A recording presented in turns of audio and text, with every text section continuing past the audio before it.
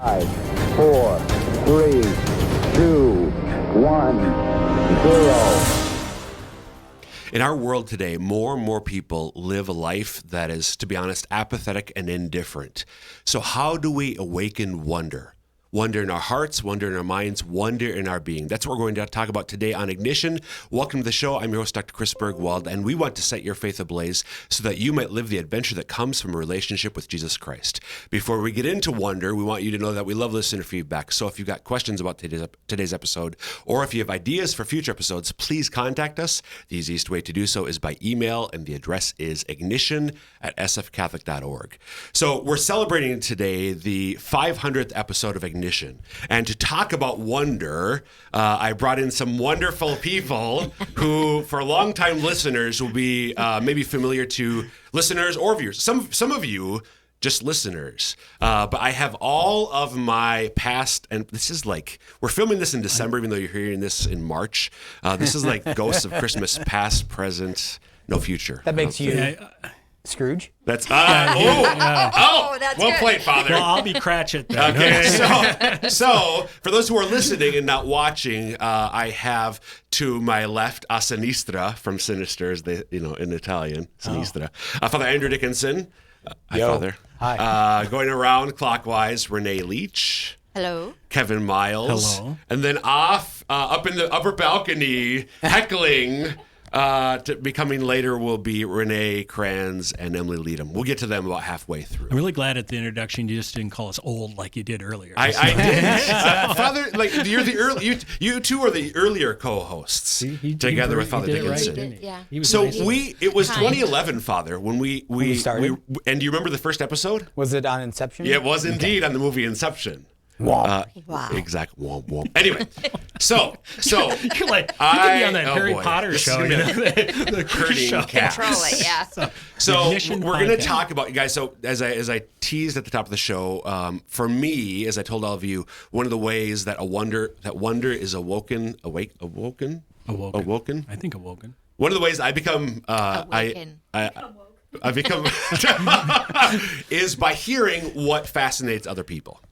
So I asked all of you to tell me what's been fascinating you lately. And Kevin, you replied, do you mean like in the secular world or the faith world? But either way. It's been, 11 years since I've been at the Diocese, and working for the Diocese. And you stopped Department of practicing your Stewardship. faith as soon as you left. I understand. Absolutely. So, right. No, I mean, but it's like, it was Ignition, we always talked about, aspects of theology. Yeah, And yeah, I always yeah, got yeah. into things. Yeah, I'm going, oh, geez, I've been working around McDonald's Charities for 10 years. Right. And so when you shot out what's Fascinating me today, and I'm going, well, if I really talk about it, it's something in the world, and really it's race relations. Okay. And what I can best describe it as is I started asking the question, who's my brother?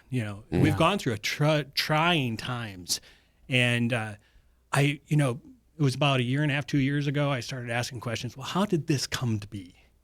How did this situation in the United States, just not African American issues and slavery issues, but how is it that Irish were once considered black, Italians were considered black? How did that come to be? Yep. And and the whole Christian side of that is, who is my brother? Who is my sister? Where am I going? And it's been a fascinating journey for me as I've gotten into reading more of Civil War history, and this is something I just dove into this past summer, and I've been diving in deeper into how we've evolved as a nation, as a race, as a society and a community, of how we've dealt with the aftermaths of even the Civil War that we get to today. And I know you're a history buff kind of person too.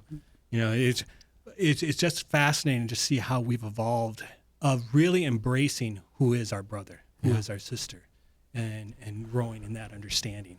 So what about it is fascinating? Because there's a lot of contemporary issues. I mean, there's a lot of controversial topics. What's like awoken you? What's awoken in me is the understanding. And I know this is terrible. I still don't know if that's a word. What's risen in me is where is Kevin in his attitude towards minorities. You know, I was a missionary in Mexico, and I remember the first time I was standing in the middle of a village and realized I was the only white person. And I was standing there, and it was during the George Floyd issues, everything like that. My kids were right in the middle of Minneapolis. And I was wondering, how are you guys? Where are you at? It started this question then it came to, you know, the all the Army bases being named after Civil War generals. I'm going, well, why is that? And I started questioning those things as to why. And I find it fascinating that maybe an original sin is prejudice too. Original sin is What's a fruit of it, for sure. It's fruit of it. That's is holding on to myself and what I want. Right. Really, and it really comes down to that. Is Egoism, I'm holding that on to what I want. Yeah. And that's been the fascinating journey for me, because I'm questioning where I'm at in that whole pathway. Right. Because, you know, I'm the white guy, you know, white Catholic guy, and where am I at as I work with my African American employees, I deal with Native American families constantly, and I'm dealing with race issues constantly when I'm dealing with my Native American families that come into our doors, and just the roadblocks that are in their way. You know, it's been a fascinating journey for me. So it comes to that question of who is my brother and what do I do there? How do I lay down my prejudices? Right. Because they are there, and how do I let that go? Well, but it's so I'm getting fascinated hearing you talk about it, because you know it resonates with so much of the Christian life as well. Because I think like there's desire to find like the one way to do it, and to do it completely and finally and totally, right? As if I could do this all at once through one like heroic effort, or through one final insight. Like I comb the books to find like the one last insight that'll get me to do it. But like the idea that's got to be that journey of it, you know, and that movement of it, and to be at peace with that in myself, that I have ugliness in myself. That I wish I didn't have. And for 30 years, you know, I worked for the church, and I was able to have these theological conversations. I was able to walk in and have this kind of, and now to me, it's that new journey, right? It's the new journey of discovery and growth and understanding, and putting myself into the perspective of another person, you know, and not just the sinner, but also the person of a different colored skin or a different ethnic background. You know, I remember standing in a grocery store in the Hy-Vee, you know, and walking in, and there's these two young Burmese kids, you know, and they were just in the front line, and all of a sudden they left. They left all their stuff sitting there. Right. And they walked away, and the person in front of me was just so irritated. And I started to laugh because, you know, these kids are probably doing what they're culturally understood and know. Right, right. Yep. But they're creating a reaction out of that whole group. Yeah. And it sets me back to go, okay, where am I? Yep. So, So Kevin, I got to cut you off. imagine that. You're over time. But for you, but also for the listeners, this year actually, a friend of mine, Deacon Omar Gutierrez, who's with the Archdiocese of Omaha, we did a 2 or maybe 3-parter on Catholicism and race. So you might be. I need to go back and listen. See, I wasn't listening. I'm sure you stopped listening when you left. So I can't stand hearing my own voice. So That's purgatory. So Kevin, thanks for being here, and we're going to move on to Mrs. Leach. Hello. So Renee, what's been fascinating you lately? I'm really challenged lately about the fact that we receive grace according to our faith, and I'm seeing it not only in myself, but in those around me. And I'm just, I'm humbled. But the other thing is I feel like I'm watching the divine choreographer doing his thing behind the scenes and seeing him work in people's lives and in different projects and things. And the question that I had for my spiritual director last week was, if we are given grace according to our faith, and our faith is like a bucket, how do I make my bucket grow? I want more grace, and that's my greedy heart saying I want more and more and more. So it's just been something that I've really been fascinated by, and I'm intrigued seeing it in other people, in if you have a little faith, God's going to give you a little grace, and you're going to be wowed by that. But as you grow in your faith, he cannot be outdone in generosity, and he just shows up big time. So I've just been really fascinated. Is that a new idea for you, or sort of a rediscovery of something? It's one of those things where maybe you heard it, but it's like, was it cornflakes? Taste them again for the first time. Yeah. Did you discover this again for the first time, or was this a brand new idea? No, I think I knew it. Every one of us has a season that we all have many seasons, but sometimes when you come to the end of a hard season, and you take the time to look back and identify the areas of personal growth and the ways that maybe God asked you to sand off some of the rough edges and some of the areas in your life that maybe you needed to work on, and you look back and you can see the areas where he showed up. Mm-hmm. And I have some major trust issues. I think I have to do it all on my own, and I'm not always confident that God is in the midst of the moment. And so part of it has been just reflecting back on a hard season and being able to name where God has showed up. And then with that knowledge of saying, yes, he's true and faithful and everything, to see how reflecting back on the past year at work and in friendships and in other things it's been fun. Yeah. Father, I sensed you had maybe a question for me. Well, I don't know if it's a question, but maybe kind of an echo coming back just of something with someone else, of just that, we so often wish we weren't going through the hard thing. Right. But so often it's like the hard thing that really is where like the grace and the growth comes about. And so just have that, perseverance to go through, the thing. And I'm a little upset. There's a sports ad, I don't remember, Under Armour or someone like that. And like the only way out is through. And like I've been saying that to spiritual abductees and like college students I was doing the ministry, and they've been sitting there for long. Like I just wish I was out of this situation. Well, no, the only way out is through. Mm-hmm. Just to keep going through. You just got to have that attitude of going through. And stop asking why. Start asking what. What am I supposed to be learning in the midst of this? What are you showing me about myself that I need to, and what area do I need to grow that's in? an important distinction, because you've heard me say many times that why is my favorite question, but there is a way, especially when it's pain and suffering. Right. That's when, you can find the answer to the why with theology and so on. But when it's pain and suffering, oftentimes beautiful. Like, so what am I supposed to learn from that? Yeah. What am I hanging on to that I need to let go of and let God move into that area of my life? Right. Thanks, Renee. Mm-hmm. Very good. Father Dickinson. Yo. What's been fascinating you lately? I'd say for me, just God's providential care. God's fatherly care, the way, just similar to Renee in this way, but just like for me, like the thing that convinces me most about God's existence is not, like things about the finely tuned universe. I was reading Eric Metaxas' book recently, Is Atheism Dead? And he's got some great things on just like, science leads us up to this point where science can't answer anymore. Yep. Right. And that's like that kind of boundary of faith. But even more for me, so often it's God's providential care of caring for things that and providing for things in ways, and almost kind of in some senses there's a lot of popularity right now with the Surrender Novena, which is really to lead you towards God's providential care, right? Jesus, I surrender it all to you. You take care of it. And in my life as a pastor now, with more and more responsibilities, with 3 parishes, 1 Newman Center, 3 associates, K through 12 Catholic school system. I really have to govern through providence. Like what's your pastoral strategy?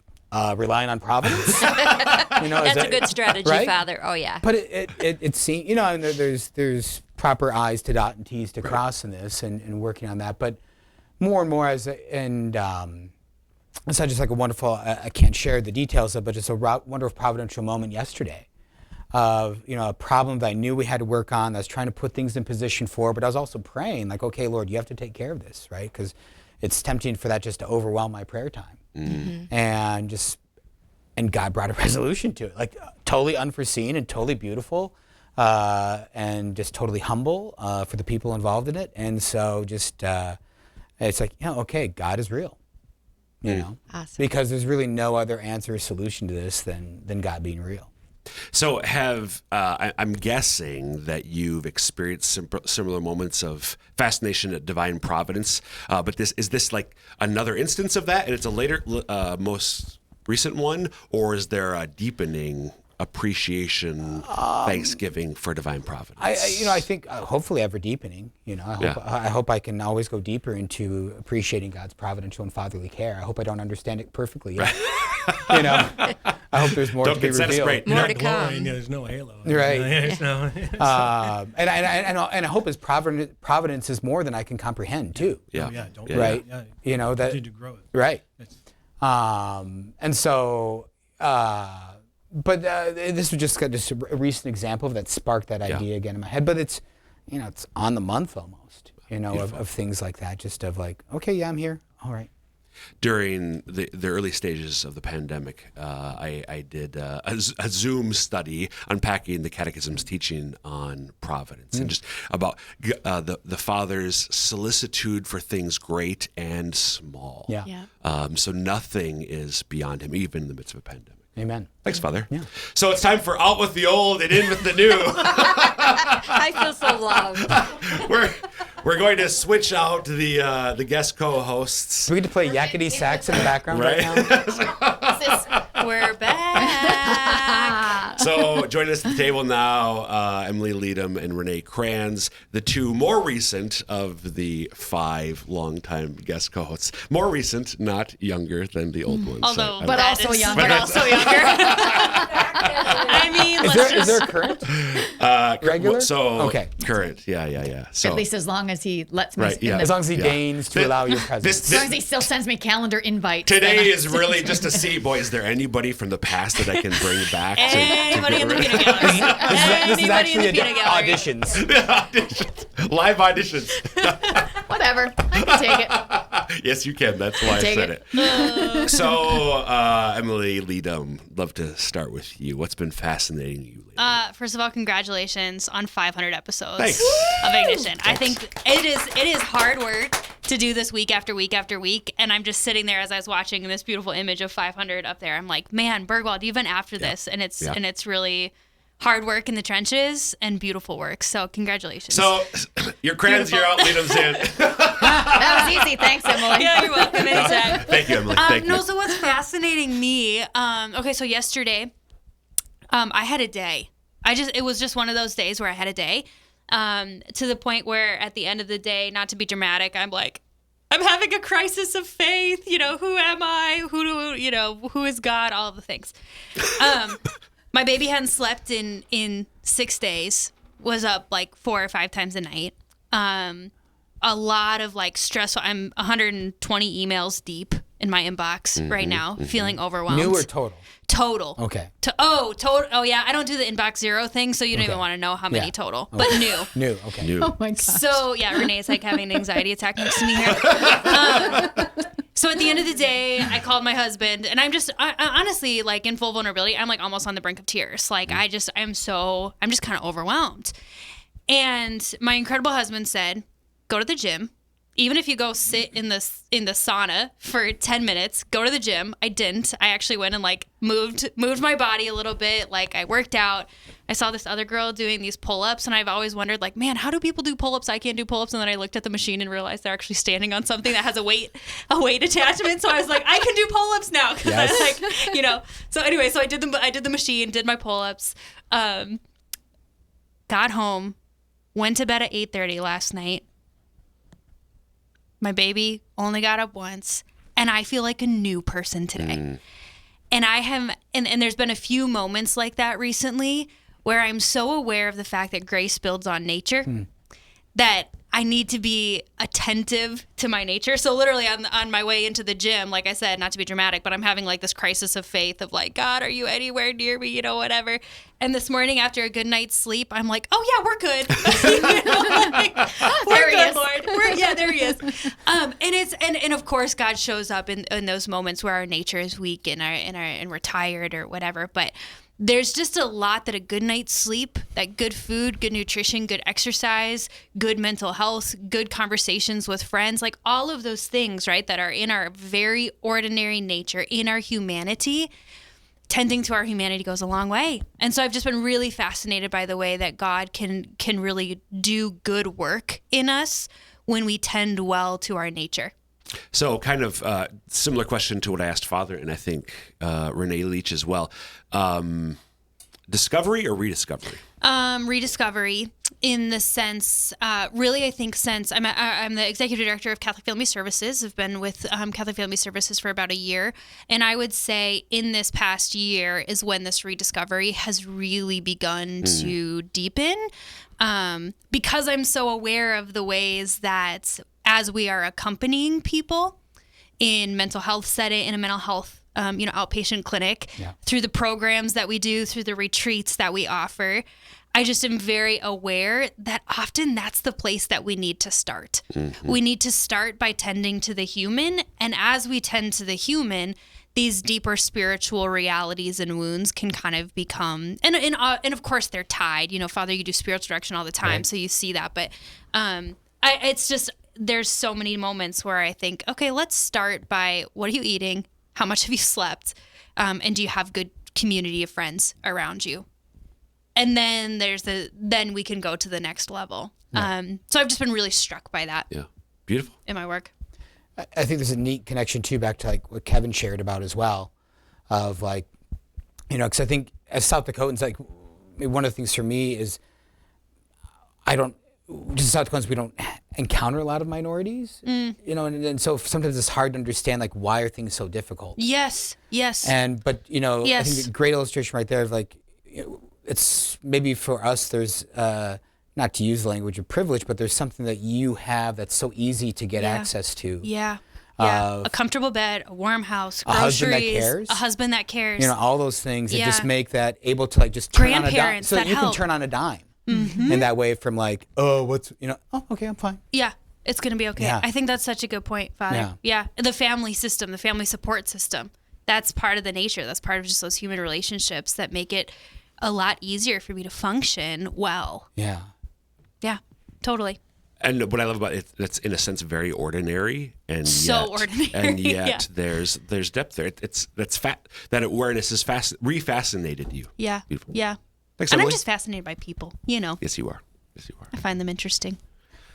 Mrs. Kranz, Renee Kranz, the current Bergwald, co-host of Ignition. What's been fascinating you lately, Renee? you and I have talked about this off and on. For me, it's seeing how the saints work in our lives and how God uses them to change us, to push us, and to draw us closer to Him. Mm-hmm. I've had a couple recent examples. Padre Pio is one of my favorite saints. But I've told you before, I feel like Joan of Arc is stalking me lately. Yes. Oh my gosh, I totally see that. Yeah, she's been stalking me. She's kind of a Joan of Arc, isn't she? Yeah. Yes. But I've had two. I had a medical procedure a couple weeks ago that I was terrified to do. It wasn't anything big or anything that I have to go under. Actually, it would have been better if I had been under. That'd have been a benefit. But I was very afraid of it, and I went through like 2 weeks of anxiety over this thing, and several people helped me. Brianna gave me a book about Padre Pio for Christmas that has daily readings, and as I got closer to that procedure, they kept applying more to suffering and and I'm like, you're killing me, man. I hear you. Audrey gave me, did some praying with me, lent me a third-class relic of Padre Pio to take with me, which helped tremendously. But then I also start to see my dad has cancer, and it is now recurring, which is unfortunate. But he is Catholic. He doesn't go to church, but I find myself continually pushed to bring the saints to him and to, I think we're going to have some opportunities to kind of talk about that kind of stuff. And who knows what can happen from that. I'm very concerned for my dad's health, but I'm always more concerned for our souls. So whatever this brings, I hope it'll bring him closer to God. So I can't do that, but hopefully the saints can do that. right. And I'll just bring them around. I'll be like, hey, Dad. So I have a lot of them stalking me very often. Wow. I picked that up. And more in the last year or two. How's Joan been stalking you? Oh, gosh. The warrior thing. And I'm sure that's where you're picking that up. You were born for this. I believe that's one of her quotes. I think I have it on my computer. Just those kinds of things, like when you have some sort of fear that you can't do something, like all of a sudden she'll pop up somewhere. And I'm like, you are seriously messing with me, woman. And yeah, that just gives me great strength to remember that. So I've been reading a little bit more about her, picking up some little things. So I was going to ask you, like, is this through devotions to these saints, or reading about them, or reading if they have any writings? A little bit of both. Padre Pio, there's a chaplet to Padre Pio that I think isn't all that well known. I think it must have come about when he was going through his sainthood cause, is what I'm gathering. Okay. But it's a really powerful chaplet, really not very long. I've done that quite a bit, and that has helped draw me closer. Joan of Arc so far is more learning about her and her just popping up in weird ways and just things about her. So yeah, it's a little bit of both, but devotionals have come about. St. Jude is another big one. I mean, he's gonna be working overtime again for me. Got some big ones. Awesome. So thank you for sharing that. Yeah. So we go ahead. No, I'm good. Kevin started us off with race relations. Who is my brother? Renee with grace is given according to faith. Father with divine providence. Emily with just how would you summarize? Grace builds on nature. Grace builds on nature, and then saints. So just all these beautiful ways where, for me, like you guys again sharing, and Father said this about Kevin's, like just hearing you share gets me excited. I want to like learn more about the saints or whatever, all that. But that's how, to me, one of the ways the Lord works. So drawing me in the way for me being attentive to what he's saying to me through each one of you. So thank you guys for being along the ride for Ignition, Father Higginson, definitely for a long time, all of you too. And folks, that will wrap up this episode of Ignition. Again, you can email us, ignition@sfcatholic.org, with any thoughts, questions, or ideas for future episodes. Guys, we'll see you in another 500 episodes, and may God bless you.